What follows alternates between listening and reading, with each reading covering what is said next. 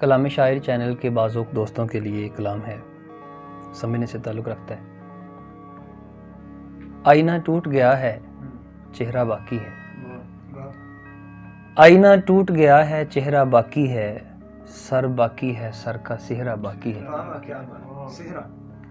آئینہ ٹوٹ گیا ہے، چہرہ باقی ہے، سر باقی ہے، سر کا سہرہ باقی ہے۔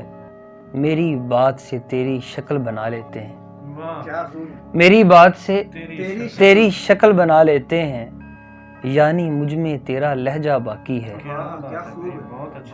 یعنی مجھ میں تیرا لہجہ باقی ہے۔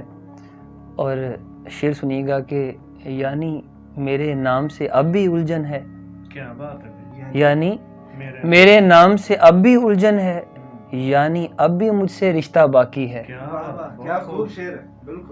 یعنی اب بھی مجھ سے رشتہ باقی ہے۔ اور شعر ہے کہ یہ آوارہ پن کی عادت نہ چھوٹے گی، یہ آوارہ پن کی عادت نہ چھوٹے گی، دل میں اب بھی پیار کا صحرا باقی ہے۔ اور شعر ہے کہ طوطی بلبل کوئل باغ میں کیسے آئے، طوطی بلبل کوئل باغ میں کیسے آئے، جب تک باغ میں ایک بھی پنجرہ باقی ہے، سر باقی ہے، سر کا صحرا باقی ہے۔